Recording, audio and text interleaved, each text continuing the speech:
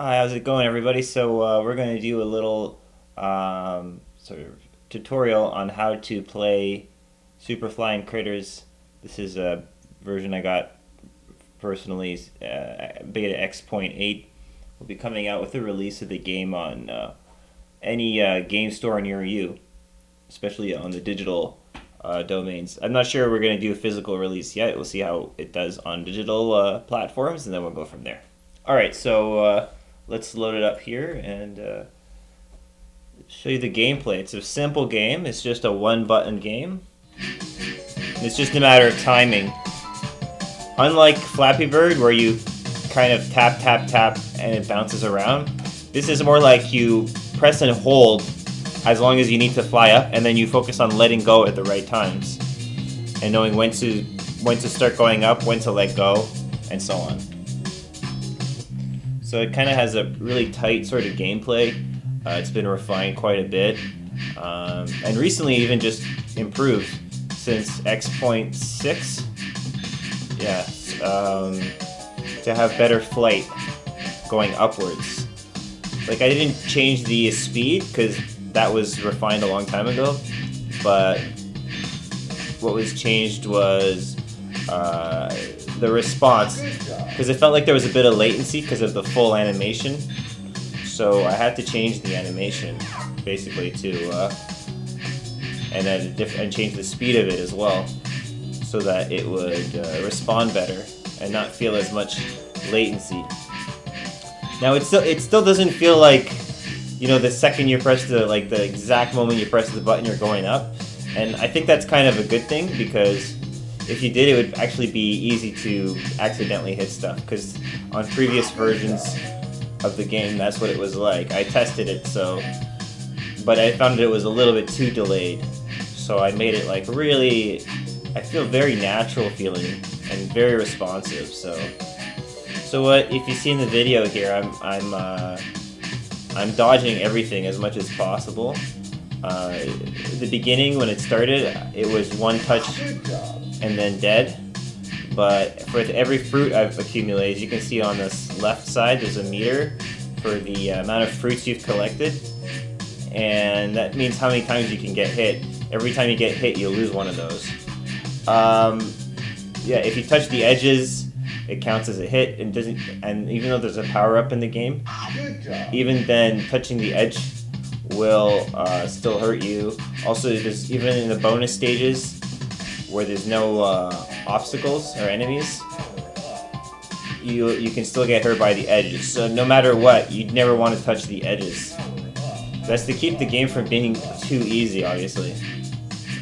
So watch out for the edges at all times, even in the power-up mode.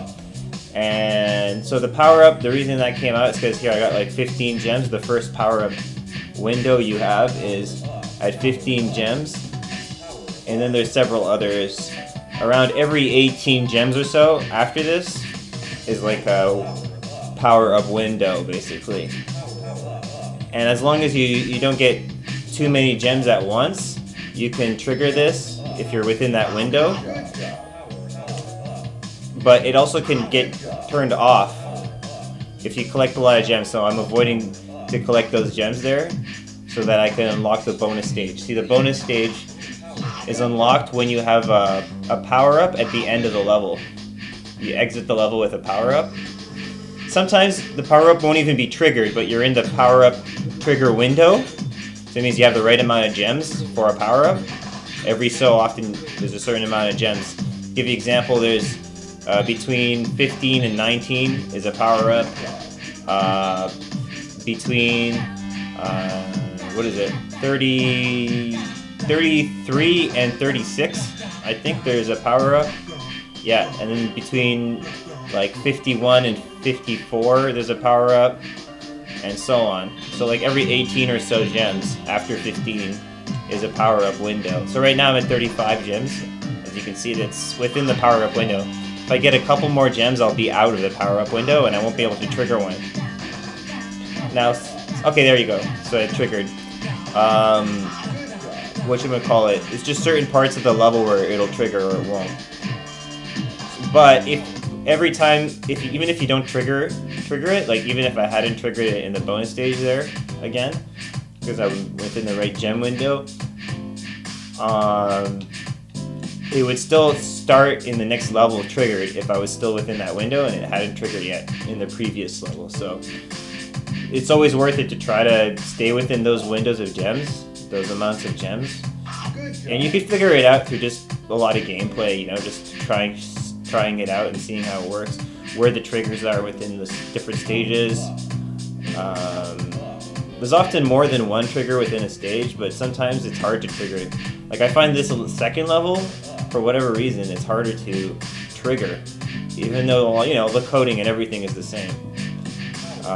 But if you can come into the level like this with the power-up, you can definitely have your power-up.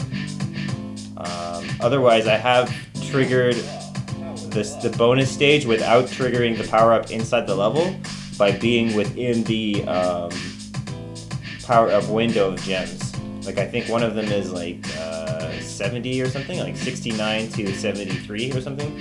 So I was within that window and my power-up hadn't been triggered in the level. This is the same level I'm in right now, level 2, at the end of the level. And when I went to the next level, it triggered the second bonus stage, which is kind of hard to trigger. It's kind of hard to get the second bonus stage. You just saw the first one. The second one that's the only other bonus stage, because there's only 2 total bonus stages in this version of the game. Okay, so now here's the thing. Let's say you have your power up triggered as it was just earlier. You have your power up triggered, but you're not touching any obstacles. It'll actually keep your power up on until you touch an obstacle. So it'll give you like one last free hit without getting hurt, you know? So that's kind of cool. So it's kind of like, the power-ups are a little bit overpowered in a sense, but the game itself is quite challenging. So it kind of balances it out. Good job. Also, it's hard to stay within those gem windows and trigger the power-ups, because it's easier to have too much or too little gems. It's because there's always new gems popping up, so if you're trying to avoid them. And it's really hard if you're trying to avoid both. Like if you're trying to trigger your power-up, so you don't want to get too many gems, but you don't have it triggered yet, so you have to avoid all obstacles. So you're avoiding obstacles and gems. It's very hard to do. So I think it's fair, you know, if you can get the power-up and ride it out, and just reap the benefits of being powered up into, you know, the next level or into the bonus stage. Like for example in this case. Okay, so now I'm within a power-up window again.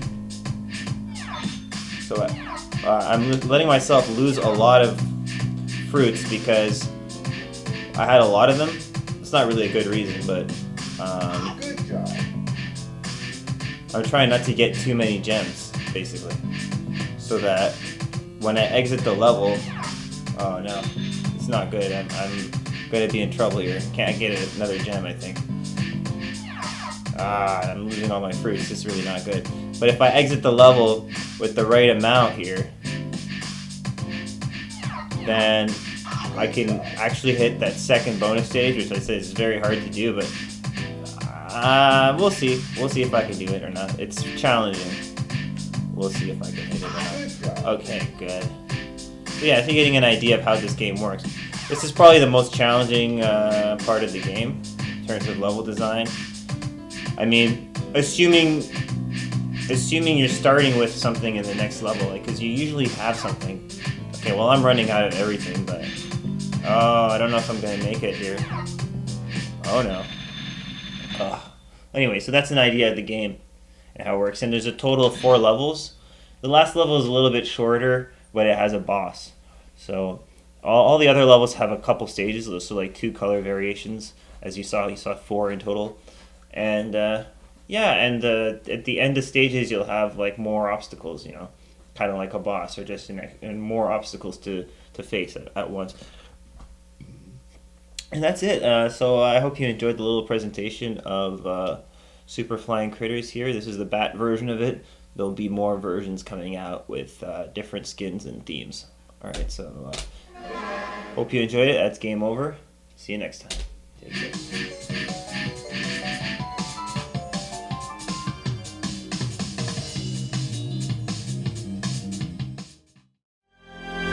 Production Hacker.